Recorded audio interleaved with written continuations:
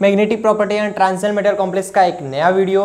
इसमें आज हम बात करेंगे ओरिजिन ऑफ मैग्नेटिज्म के बारे में। ओरिजिन ऑफ मैग्नेटिज्म क्या होता है, ऑर्बिटल मोशन, स्पिन मोशन क्या होता है, साथ साथ हम ferromagnetism, paramagnetism, diamagnetism, anti ferromagnetism और फेरी मैग्नेटिज्म के बारे में भी बात करेंगे। इसकी प्रॉपर्टी देखेंगे, एग्जांपल्स देखेंगे, साथ साथ इसके बारे में जानेंगे कि क्यों ये फेरोमैग्नेटिज्म हुआ या फिर इसकी प्रॉपर्टी क्या होती है, क्या इसमें गुण होते हैं, किस प्रकार से ये शो करता है अपनी प्रॉपर्टी, सब कुछ जानेंगे। चलिए स्टार्ट करते हैं। हेडिंग डालेंगे ओरिजिन ऑफ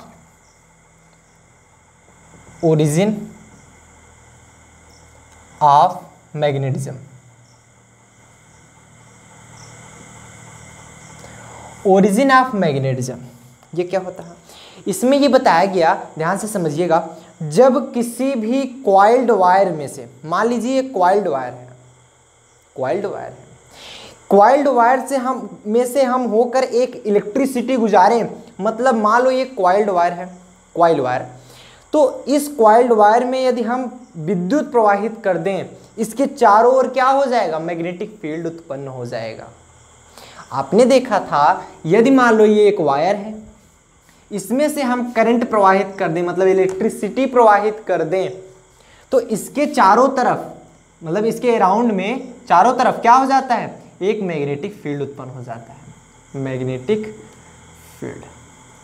ये पता कैसे चला, देखिए जब हम इसमें गुजारे थे, आप किसी भी कॉइल्ड वायर ले लीजिएगा प्रैक्टिकल के तौर पे, यदि हम उसमें इलेक्ट्रिसिटी गुजारते हैं, नॉर्मल मत कीजिएगा वरना करंट का झटका लग जाएगा अगर सावधानी नहीं बरतेंगे।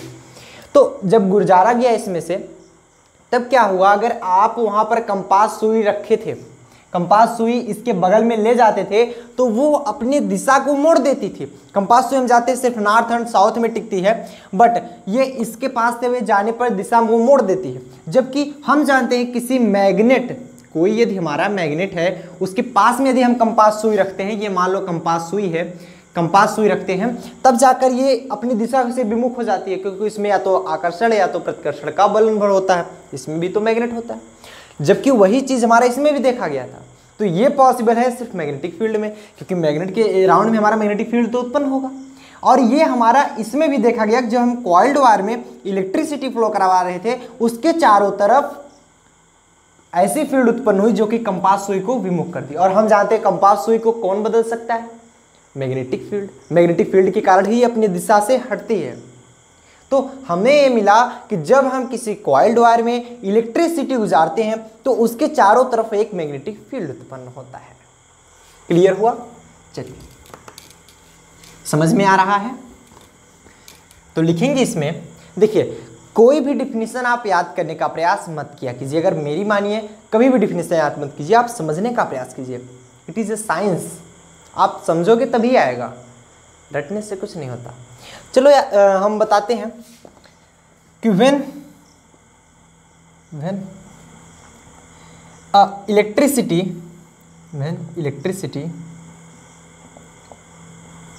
पास्ड, गुजारी जाती है, पास मतलब गुजारना, passed through a coiled wire, comma magnetic field produce around the wire.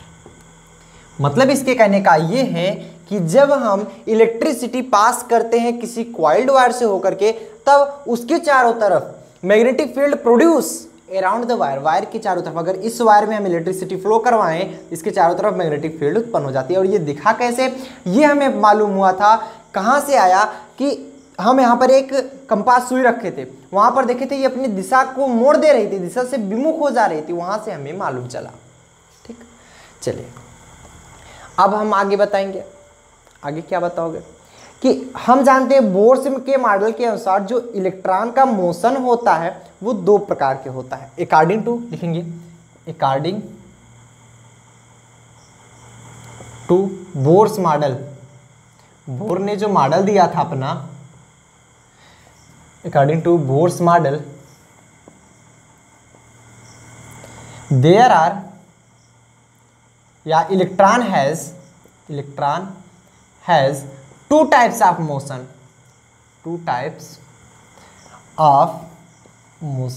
दो प्रकार की मोशन ये रखता है। कौन कौन सी? एक तो हम पढ़ेंगे स्पिन मोशन, दूसरा हम पढ़ेंगे ऑर्बिटल मोशन,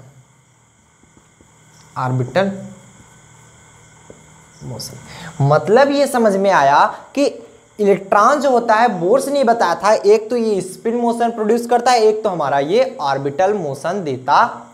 यहां तक सबको कंफर्म हुआ? सबको यहां तक कंफर्म हुआ? चलिए अब हेडिंग डालते हैं स्पिन मोशन और ऑर्बिटल मोशन। हेडिंग डालेंगे स्पिन मोशन और ऑर्बिटल मोशन।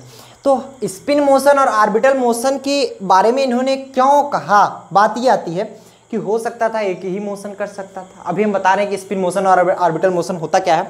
तो इन्होंने देखा था कि पहले जितने भी मॉडल्स आए थे सिर्फ ऑर्बिटल मोशन पे आए थे। पहले ये बताया गया कि न्यूक्लियस जो होता है उसके चारों ओर इलेक्ट्रॉन मूव करते रहते हैं, जितने भी इलेक्ट्रॉन है चारों तरफ मूव करते रहते हैं इस प्रकार से, और वो सिर्फ न्यूक्लियस के चारों ओर मूव करते हैं, मतलब it is a orbital motion. तब जो वैल्यू निकल रही थी ऑर्बिटल मोशन से, जो मैग्नेटिक फील्ड प्रोड्यूस हो रही थी इससे, वो एग्जैक्ट नहीं हो रही थी। मतलब क्या था? न्यूक्लियस के चारों ओर जब इलेक्ट्रॉन सिर्फ ऑर्बिटल मोशन मूव कर रहे थे, तब इन्होंने देखा कि जो मैग्नेटिक फील्ड प्रोड्यूस हो रही है वो एग्जैक्ट मैग्नेटिक फील्ड प्रोड्यूस नहीं हो रही है। समझ पा रहे हैं? तो इन्होंने देखा कि मैग्नेटिक फील्ड थोड़ा सा डिफरेंट आ रहा है, डिफरेंट आना चाहिए। जैसे सपोज दैट अगर 10 आना चाहिए तो ये सिर्फ 8 या 9.2 ऐसे कुछ दे रहा था, मतलब एग्जैक्ट वैल्यू नहीं दे रहा था, एग्जैक्ट वैल्यू इसकी नहीं फाइंड हो पा रही थी सिर्फ ऑर्बिटल मोशन से। तो इन्होंने और रिसर्च किया, तो इन्होंने क्या पाया, जो इलेक्ट्रॉन होते हैं सिर्फ ऐसे ऐसे मूव नहीं करते। जैसे आपकी पृथ्वी है, पृथ्वी कैसे मूव करती है? ये मान लो सूर्य हुआ, ये सूर्य हुआ, तो सूर्य के चारों तरफ क्या ऐसे से मूव करती है? ऐसे से थोड़ी मूव करती है, नहीं, ये ऐसे से तो मूव करती है, ऑर्बिटल मोशन करती है, लेकिन यहां से ये अपने ओन एक्सिस पर भी मूव करती रहती है, सेम कंडीशन इलेक्ट्रॉन पर है। इलेक्ट्रॉन जब यहां पर मूव करते हैं तो ये कुछ ऐसे हैं, ये ऐसे ऐसे मूव करते रहते हैं अपने एक्सिस के अराउंड। इलेक्ट्रॉन जो है ऐसे ऐसे, एक तो ऑर्बिटल मोशन कर रहे हैं, दूसरा ये अपने एक्सिस के अराउंड स्पिन मोशन भी कर रहे थे, अपने एक्सिस के अराउंड। तो जो इन्होंने तब पाया कि जब स्पिन मोशन भी मैग्नेटिक फील्ड प्रोड्यूस कर रहा था और ऑर्बिटल मोशन भी, तो ये दोनों ऐड होंगे, मैग्नेटिक फील्ड दोनों के लिए ऐड होगी, एक तो हमारा ऑर्बिटल मोशन के लिए, एक तो हमारा स्पिन मोशन के लिए। तो दोनों से इन्होंने पाया कि मैग्नेटिक फील्ड एग्जैक्ट आ रही थी, तब इन्होंने अपने मॉडल्स में इसको दिया था। चलिए अब बताते हैं हम स्पिन मोशन और ऑर्बिटल मोशन के बारे में। हम हेडिंग जाते हैं स्पिन मोशन, हटाएं इसको, समझ में आ गया? चलिए, स्पिन मोशन क्या होता है? इलेक्ट्रॉन का ऐसा मोशन जो कि अपने एक्सिस के चारों तरफ हो, वो हमारा क्या कहलाता है? Spin motion of electron. Head डालेंगे स्पिन मोशन, ये हमारा चैप्टर का नाम है, ऐसा मत सोचिएगा कि ये हेडिंग है। Spin motion, the motion of electron लिखेंगे, the motion of electron, electron का ऐसा motion around its own axis is called spin motion of electron, spin motion of electron। ठीक, मतलब ऐसा मोशन, इलेक्ट्रॉन का ऐसा मोशन जो कि अपने एक्सिस पर मूव करे। जिसे मान लीजिए इलेक्ट्रॉन है, अपने ही एक्सिस पे मूव कर रहा है, कैसा भी मूव कर रहा हो, लेकिन अपने एक्सिस पे स्पिन मोशन कर रहा है, मतलब कुछ ऐसा ऐसा ऐसा ऐसा ऐसा इस प्रकार से मूव कर रहा हो, तो वो जाकर हमारा कहलाता है स्पिन मोशन। ठीक, क्लियर होता है? चलिए अगर हम बनाना चाहें, जैसे मान लीजिएगा, चलिए अभी हम पहले ऑर्बिटल मोशन भी बता दें। दूसरा ऑर्बिटल मोशन। ऑर्बिटल मोशन क्या होता है? The motion of electron, the motion of electron around the nucleus. ये अपने एक्सिस के अराउंड नहीं होता है, ये न्यूक्लियस के अराउंड होता है। अभी आपको क्लियर करेंगे। Around the nucleus, around the nucleus is called क्या कहलाता है? Orbital motion. ऑर्बिटल मोशन वो हमारा ऑर्बिटल मोशन कहलाता है। मतलब आपको ऐसा समझना है, इधर हमारा न्यूक्लियस है, इधर हमारा न्यूक्लियस है जिसमें न्यूट्रॉन और प्रोटॉन रहते हैं। आप इधर भी लिख सकते हैं न्यूट्रॉन और प्रोटॉन रहते हैं, ये हमारा न्यूक्लियस है। इसके चारों तरफ जो इलेक्ट्रॉन मूव कर रहा है, चारों तरफ जो इलेक्ट्रॉन मूव कर रहा है, एक तो ये इसके चारों तरफ मूव कर रहा है, ये वाला मोशन हमारा क्या हो जाएगा? Orbital motion. Orbital motion. और जो ये इलेक्ट्रॉन अपने एक्सिस के अराउंड, जैसे मान लीजिए एक्सिस पे घूम रहा है, ऐसे ऐसे घूमता है, ये ऐसे ऐसे ऐसे ऐसे, तो ये हमारा क्या कहलाता है? अपने राउंड के, अपने एक्सिस के अराउंड घूमता है। इट इज कॉल्ड हमारा स्पिन मोशन। उम्मीद करते हैं आपको क्लियर समझ में आ गया होगा। न्यूक्लियर के चारों तरफ जो घूमता है वो ऑर्बिटल मोशन, अपने एक्सिस के जो चारों तरफ घूमता है that is called spin motion. और दोनों मोशन से ये क्या करता है? इलेक्ट्रिक फील्ड उत्पन्न करता है। समझ में आया? समझ में आया? क्लियर होता है? लिख लें फटाफट से। अगली चीज जो आती है, जब हम वेरियस सब्सटेंस में प्लेस करते हैं, when the various substance are placed in magnetic field, जब हम वेरियस सब्सटेंस प्लेस करते हैं किसी मैग्नेटिक फील्ड में, तो वो वेरियस प्रॉपर्टी भी दिखाता है, वेरियस प्रॉपर्टी भी दिखाता है। चलिए कैसे होता है देखते हैं, उसके बारे में लिखेंगे, यहां पर लिखेंगे when various substance मतलब अलग अलग पदार्थ, मतलब एक ही सब्सटेंस हम वहां पर नहीं रखेंगे। जब किसी मैग्नेटिक फील्ड में मान लीजिए ये N हुआ, ये S हुआ, ठीक, कोई मैग्नेटिक फील्ड हमारी प्रोड्यूस हो रही है, मैग्नेटिक फील्ड हमारी प्रोड्यूस हो रही है। अब इसके बीच में अलग अलग पदार्थ रख दे, अलग अलग रख दे, ऐसा नहीं कि एक ही रखना है, अलग अलग रखना है। अलग अलग रखेंगे तो अलग अलग हमारा वेरियस प्रॉपर्टी शो करेगा। वही चीज करा है, when various substance placed in magnetic field कमा सो वेरियस प्रॉपर्टी, वो वेरियस प्रॉपर्टी भी दिखाता है। वेरियस प्रॉपर्टी जैसे कि फर्स्ट हम बताएंगे क्या, कौन कौन सी प्रॉपर्टी दिखाता है। पहला तो होता है हमारा पैरामैग्नेटिज्म, सबके बारे में हम बात करेंगे, पैरामैग्नेटिज्म। दूसरा होता है हमारा डायमैग्नेटिज्म। तीसरा आता है हमारा फेरोमैग्नेटिज्म। फोर्थ आता है हमारा एंटी फेरोमैग्नेटिज्म। थोड़ा सा इसमें अंतर है, अब हम आगे चल के क्लियर करेंगे आपको क्या अंतर है, आपको समझ में आएगा मैग्नेटिज्म कि क्या अंतर होता है। एंड लास्ट आता है हमारा फेरी मैग्नेटिज्म।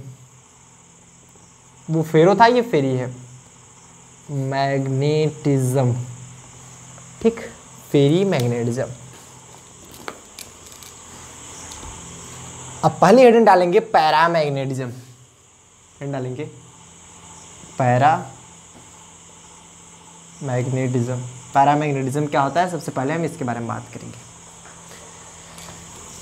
देख लेते हैं पैरामैग्नेटिज्म क्या होता है। ऐसी प्रॉपर्टी, मतलब पहले हम पढ़ेंगे पैरामैग्नेटिक सब्सटेंस, और यही फिनोमिना हमारा पैरामैग्नेटिज्म कहलाती है। तो मतलब ऐसा सब्सटेंस जिसे यदि मैग्नेटिक फील्ड में रख दे तो उसकी इंटेंसिटी को क्या कर देता है, इंक्रीज कर देता है। इस इंटेंसिटी को इंक्रीज करने का मतलब ये है, अगर मान लीजिए ये कुछ ऐसा रहा हो एन और एस और इसकी मैग्नेटिक फील्ड कुछ ऐसी रही हो थोड़ा सा दूर पे, इन एयर आर वैक्यूम, जब हम इसके बीच में कोई भी पैरामैग्नेटिक सब्सटेंस रख देते हैं, मान लो कोई पैरामैग्नेटिक सब्सटेंस रखती है, तो ये क्या करता है, इससे जो निकलती हैं तो ये अपनी तरफ ये अट्रैक्ट कर लेता है, मैग्नेटिक लाइंस जो निकलती है अपनी तरफ अट्रैक्ट कर लेता है ऐसे। तो मतलब अट्रैक्ट कराए से दूर नहीं जाने दे रहा है। जब मैग्नेटिक लाइंस नज़दीक नज़दीक होंगी तो मैग्नेटिक फील्ड की इंटेंसिटी ज़्यादा होगी। हम जानते हैं, अगर पूछा जाए इंटेंसिटी किसकी ज़्यादा होगी, ये हमारी मैग्नेटिक लाइंस है, अगर इसकी इंटेंसिटी ज़्यादा होगी या इसकी इंटेंसिटी, इसकी इंटेंसिटी ज़्यादा होगी, क्योंकि ये पास पास है, नज़दीक नज़दीक। जो दूर होती हैं उसकी इंटेंसिटी कम होती है। ठीक, चलिए हटा जाए। अब देखते हैं पैरामैग्नेटिज्म की डिफिनीशन। पहले हम पढ़ते हैं पैरामैग्नेटिक सब्सटेंस क्या होता है, आफ्टर इट हम पैरामैग्नेटिज्म भी पढ़ेंगे। पहले हम देख लेते हैं पैरामैग्नेटिक सब्सटेंस क्या होता है। लिख लेंगे यहाँ पर, द सब्सटेंस, ऐसा सब्सटेंस, द सब्सटेंस विच, जिसे when placed in magnetic field, magnetic field में रखा जाता है, कामा increase the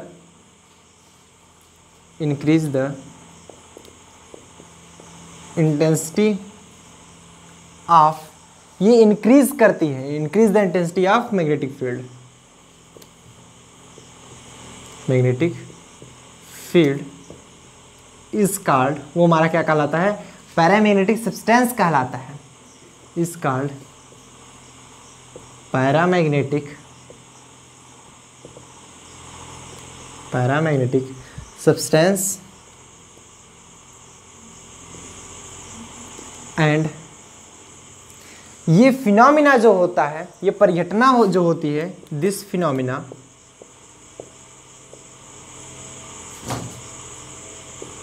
is called paramagnetism, paramagnetism कहलाता है। ठीक, ये परिघटना हमारी पैरामैग्नेटिज्म कहलाती है।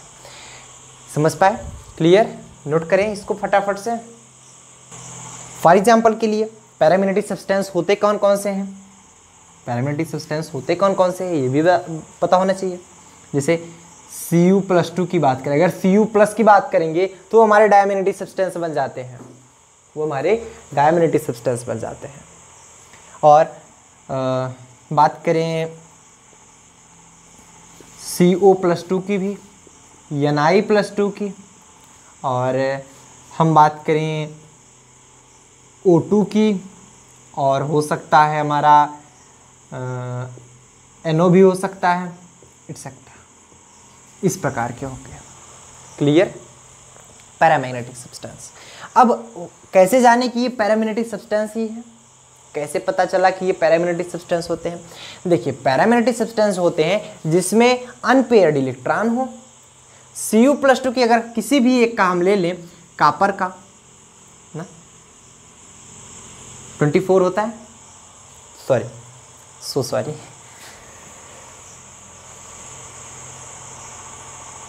29 होता है। अब बताओ हम कैसे जोड़े, 29 वाले पे आता है, हम भी ट्रिक से याद करते हैं। ये 29 पे कॉपर ना, 29 पे हम जानते हैं इट इज़ एक्सेप्शन, सबको याद होगा, लेकिन फिर से हम दिखा देना चाहेंगे 1s2 2s2 2p6 3s2 3p6 4s2 and 3d। अब यहीं पर बच्चे गलत कर जाते हैं, ये 29 है, अगर यहाँ पर ये 9 दिखाता तब क्या ये स्टेबल होता, डी में 9 ऑर्बिटल, 9 इलेक्ट्रॉन, 1 2 3 4 5 6 7 8 और 9, क्या ये ज़्यादा स्टेबल है कि 10 हो जाते तब स्टेबल हो जाता, 10 हो जाते। तो ज़्यादा स्टेबल कब दिखाता है, जब इसमें से एक इलेक्ट्रॉन ये हटा देता है, इसको अपने को 10 बना लेता है, यही एक्सेप्शन होता है। 10 हो जाते हैं तो ये ऐसा बना दिया, ये ऐसा बना लिया। अगर हम बात कर लें यहाँ पर Cu+ की बात करते, एक प्लस मतलब एक इलेक्ट्रॉन दे रहा है, यहाँ पर क्या आ जाता 4s0 एंड 3d10 आ जाता। ओवरऑल इसकी वैल्यू क्या बच जाती है हमारी, ध्यान समझेंगे, 1 2 3 4 5 6 7 8 9 एंड 10 बन जाता। इट इज़, इसके जो इलेक्ट्रॉन्स हैं वो पेयर्ड हैं, पेयर होते हैं भी हम प्रॉपर्टी में देखेंगे, डायमैग्नेटिज्म होते हैं, वो डायमैग्नेटिक सब्सटेंस होते हैं।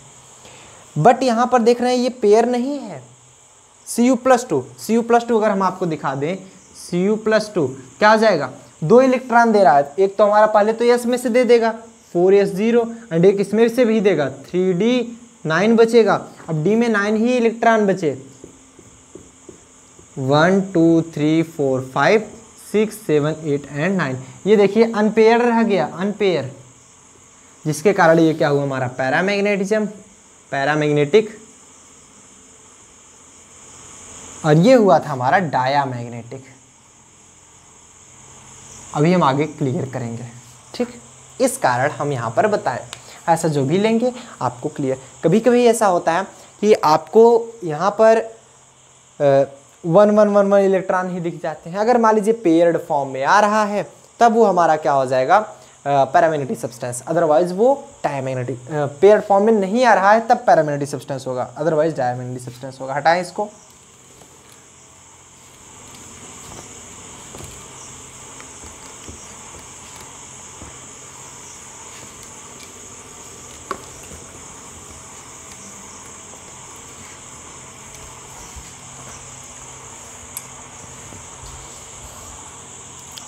और क्या हो सकता है, प्रॉपर्टीज़ की देख लेते हैं। पहले इसको डिटेल में समझेंगे कैसे नॉर्मल ये कैसे बना रहा था। एक N और एक S ऑर्बिट, एक S मैग्नेट थे। इसमें जो मैग्नेटिक लाइंस जो निकल रही थी कुछ इस प्रकार से निकल रही थी, मैग्नेटिक लाइंस इस प्रकार निकल रही थी, ये चीज़ ना। पहले तो हम नॉर्मल एयर और वैक्यूम में रखे थे, लेकिन जब इसके बीच में कोई एक हम पैरामैग्नेटिक सब्सटेंस रख देते हैं, मतलब है वही कंडीशन, कोई भी पैरामैग्नेटिक सब्सटेंस रख देते हैं, मान लो कोई सा भी पैरामैग्नेटिक सब्सटेंस रख दो, इसमें से कोई सा भी एक रख दो। जब इसमें पैरामैग्नेटिक सब्सटेंस रख देते हैं तो इसके इलेक्ट्रिक फील्ड इंटेंसिटी को इंक्रीज कर देता है। तो इलेक्ट्रिक फील्ड इंटेंसिटी कब इंक्रीज हो जाती है, जब ये लाइंस पास पास हो जाए, मतलब ये लाइंस इसके जस्ट पास पास गुजरने लगती हैं, एकदम पास पास हो जाती हैं। देख रहे हैं दोनों में अंतर समझ में आ रहा है, इसमें लाइंस दूर दूर थी, इसमें लाइंस पास पास हो गई। जब हमारा क्या पैरामैग्नेटिक सब्सटेंस रख दिया गया, पैरामैग्नेटिक सब्सटेंस रख दिया गया। आपको इमेज में भी दिख रहा होगा पैरामैग्नेटिक सब्सटेंस किस प्रकार से होता है। फटाफट से नोट डाउन कर लें, फटाफट से नोट डाउन कर लें। नोट डाउन कर लिए नोट डाउन, हटाया जाए। अब हम बात करेंगे प्रॉपर्टीज ऑफ पैरामैग्नेटिज्म, या पैरामैग्नेटिक सब्सटेंस की प्रॉपर्टी क्या होती है वो चीज़ जानेंगे, किस प्रकार से इसकी प्रॉपर्टी हम देखेंगे। Property of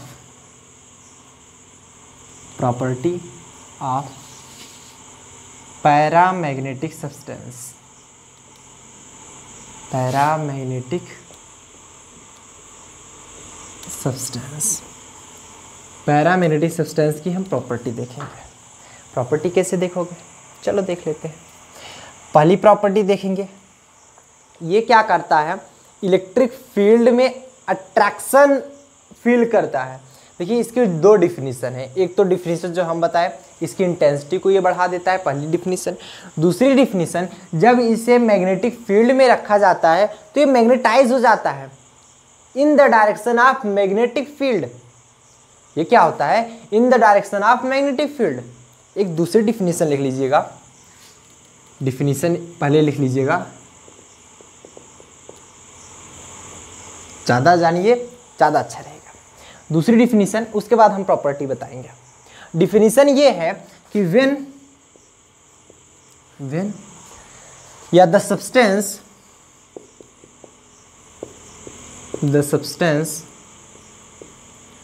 which when placed in magnetic field, magnetic field comma slightly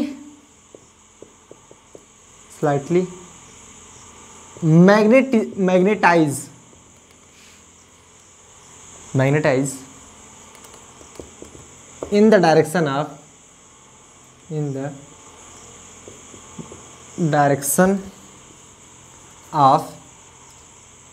magnetic field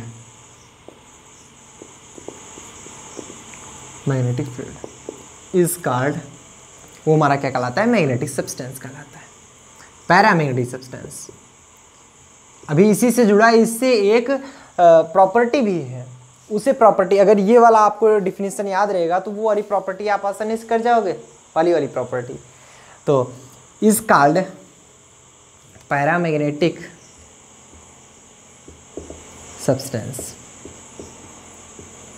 मतलब क्या हुआ, ध्यान से समझेंगे कि जब किसी भी पार्टिकल को या सब्सटेंस को हम मैग्नेटिक फील्ड में रखेंगे, अगर वो पैरामैग्नेटिक सब्सटेंस होगा तो वह मैग्नेटिक फील्ड के डायरेक्शन में क्या हो जाएगा, अट्रैक्ट हो जाएगा या मैग्नेटाइज हो जाएगा।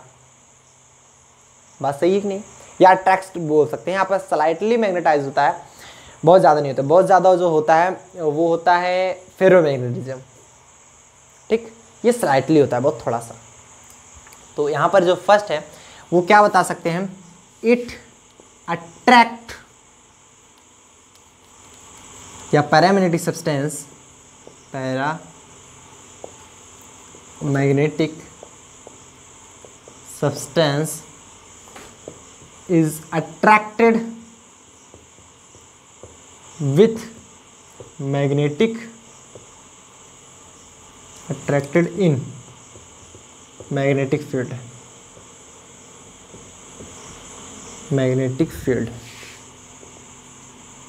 and become parallel।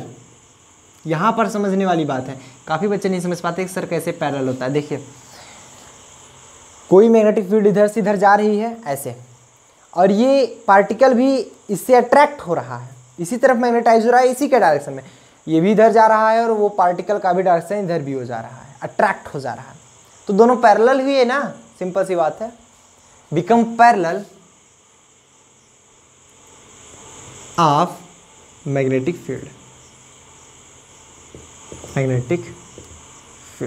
वही चीज हमने बताया कि the substance which when placed magnetic field slightly magnetize in the direction of, जब उसी के डायरेक्शन में मैग्नेटाइज होगा या फिर अट्रैक्ट होगा, ये भी इसी डायरेक्शन में जा रहा है और ये भी इसी डायरेक्शन में, मैग्नेटिक फील्ड भी यहाँ से यहाँ से एस मान लीजिए जा रहा है, जिधर भी जा रहा है, तो उसी डायरेक्शन में ये पार्टिकल भी ऐसे मूव कर रहा है। जैसे मान लीजिए ऐसे मैग्नेटिक फील्ड जा रही है, मैग्नेटिक फील्ड का डायरेक्शन इधर है, तो पार्टिकल जब हम यहाँ रखें तो वो भी इसी के डायरेक्शन में अट्रैक्ट हो रहा है, तो दोनों पैरेलल होंगे ना।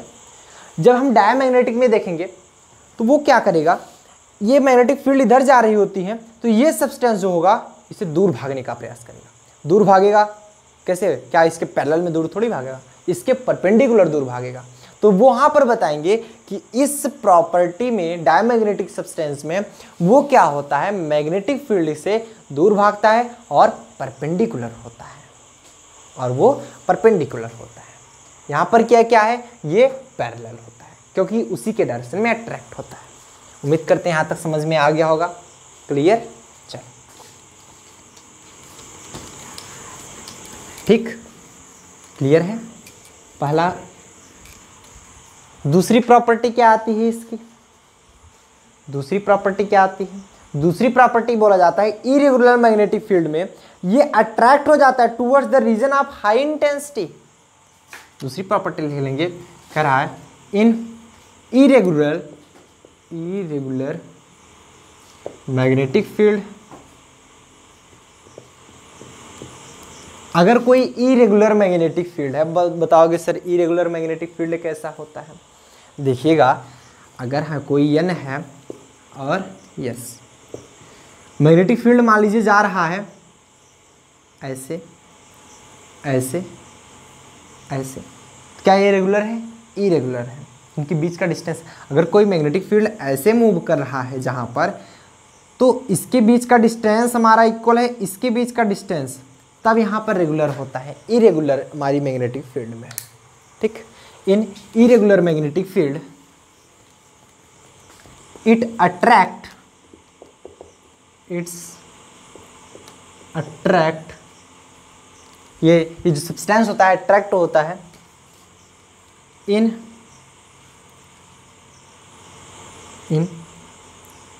हाई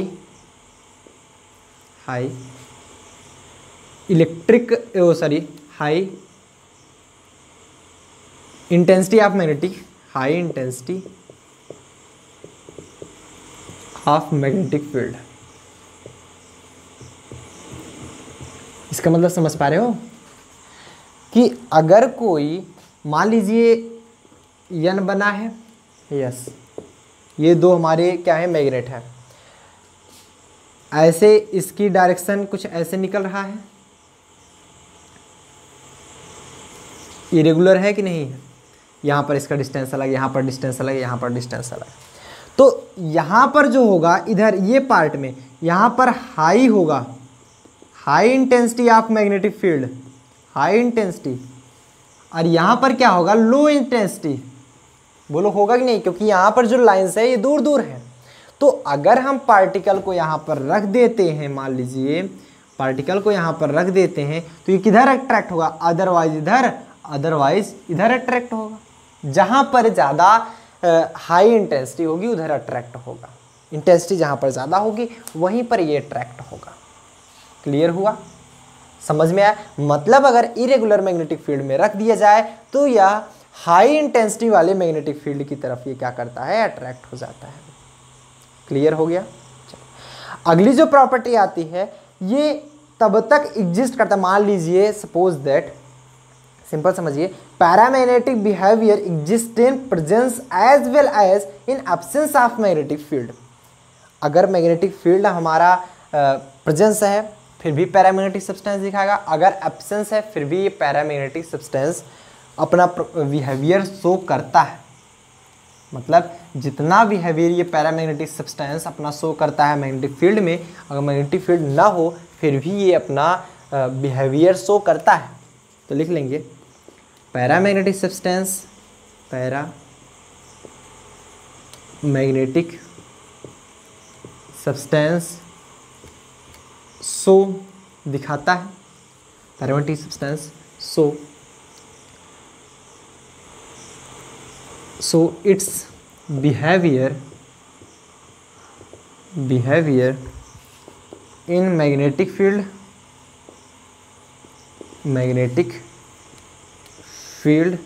as well as, उतना ही ये दिखाता है, as well as in absence of, absence मतलब अनुपस्थित होता है, in absence of magnetic field।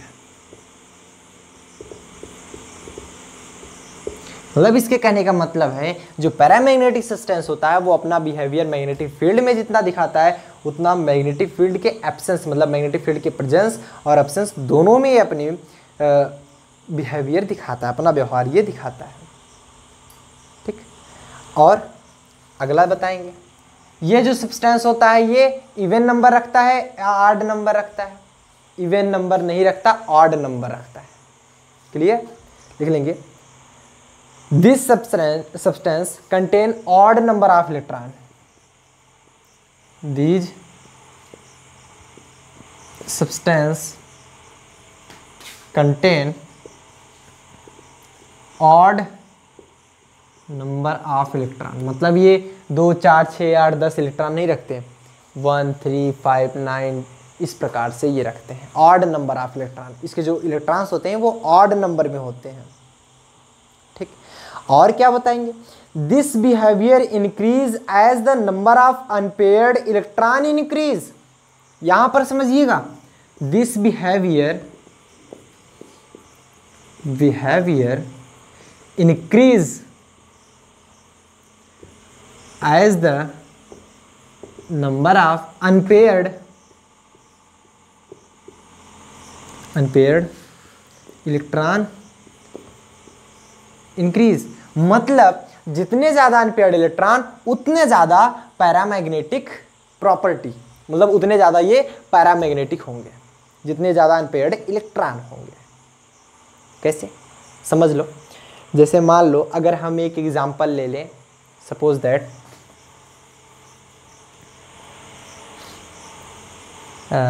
कौन सा लें, यहाँ पर पैरामैग्नेटिक सब्सटेंस है, चलो देखते हैं।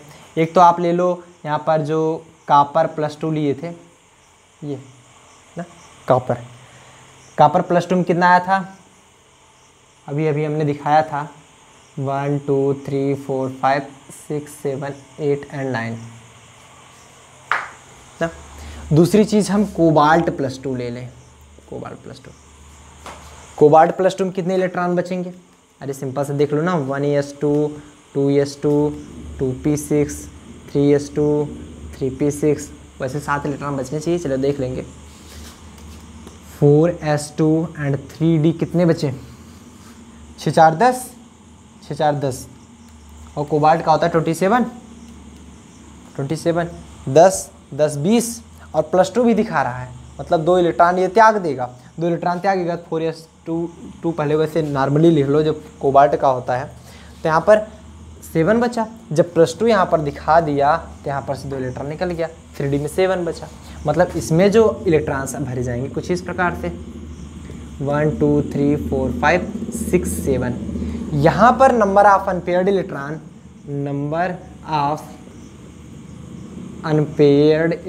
बराबर कितने हैं, 1। यहाँ पर नंबर ऑफ अनपेयर्ड